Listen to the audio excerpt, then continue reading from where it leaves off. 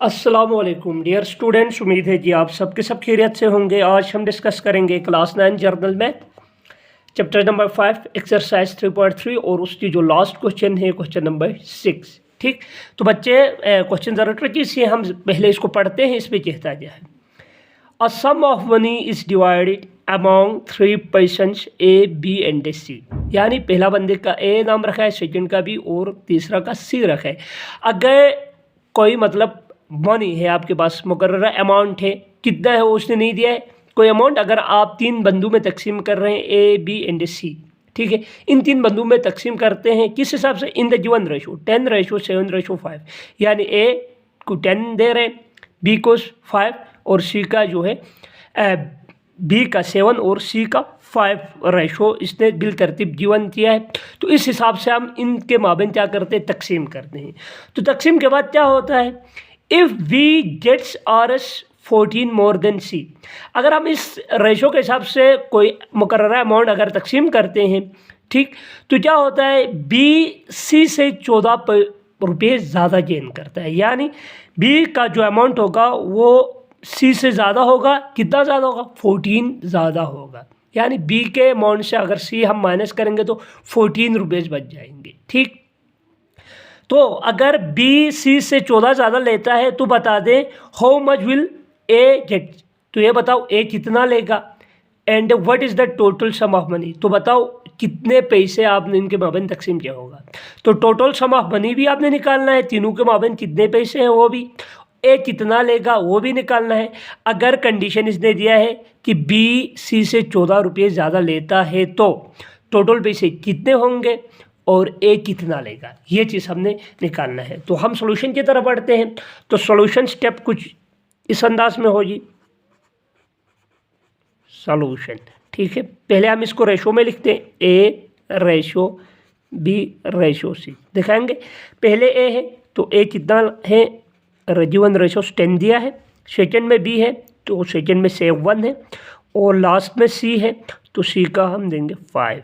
ठीक है, तो बच्चे यहाँ से आगे कुछ इस तरह चला जाएगा, क्योंकि हमें एग्जैक्ट अमाउंट तो इनका पता नहीं है कि कितना कितना है। तो हम लेट करेंगे, ठीक है, फ़र्ज करते हैं let X be the money of each person. हर बंदे की जो पैसे हैं कितने कितने आएंगे वो हम एक्स से लेट करेंगे। Let X be the money of each person, ठीक है। तो कंडीशन कुछ इस रेशो से कुछ यूँ आएगी, ए के पास 10 है तो 10 मल्टीप्लाइड बाई एक्स करेंगे रेशो, 7 मल्टीप्लाइड बाई एक्स करेंगे रेशो, 5 मल्टीप्लाइड बाई एक्स करेंगे। यानी 10x 7x 5x। इसका मतलब ये है कि ये जो x की वैल्यू हमें पता चले तो हम बाजी पूरा काम कर सकते हैं। तो x की वैल्यू हम कैसे निकालें? तो यहाँ से x की वैल्यू डिडक्ट करना होगा। तो हम अपनी पहली कंडीशन के मुताबिक इस्तेमाल करते हैं, करके हम निकाल सकते हैं according to first condition, according to given condition भी लिख सकते हैं हम। गिवन कंडीशन गिवन कंडीशन मेरे पास कुछ यूँ है, यानी बी सी से 14 ज़्यादा लेगा, यानी 20 मनी, ठीक है, बी एपोस्ट्रोफी एस लगेंगे, 20 money minus C S money, ठीक है, सी एस लगाएंगे एपोस्ट्रोफी, यानी सी के पैसे। तो कितने के इक्वल आना चाहिए? 14 रुपये का फ़र्क इनमें आना चाहिए। तो 20 मनी हमने लेट किया है, बी हमारे पास क्या है? 7 है तो 7x लेंगे 20 मनी माइनस, अच्छा 6 मनी 5x लेंगे, क्योंकि सी के पास 5 था तो 5x बराबर होगा जिसके 14 के। तो इन दोनों को माइनस करो, 7x माइनस 5x तो आएगा 2x बराबर है 14 के।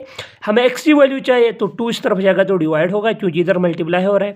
तो 14 डिवाइड बाई 2 तो x बराबर होगा 7 के, यानी 2 1 जार 2, 2 7 जार 14। तो x की वैल्यू हमारे पास निकल आई। अब हम बिल तरतीब पूरा काम कर सकते हैं। तो हमें सबसे पहले कहा है कि उसने how much will A gets, यानी ए कितना लेगा। तो नाउ एस मनी निकालेंगे, कितना लेगा, एस मनी या ए जेट भी लिख सकते हैं।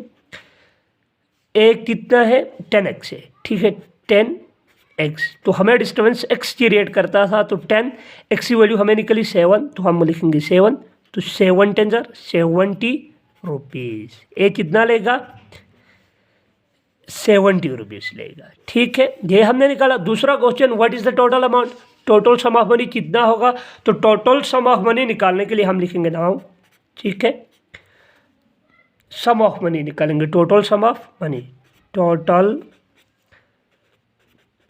सम ऑफ मनी, तो मनी हमने जो लेट किया था उसको लिखते हैं 10x plus 7x plus 5x। तो बच्चे इनको प्लस करें, 10 तो 7 17, 17 तो 5 22, तो 22 एंड x।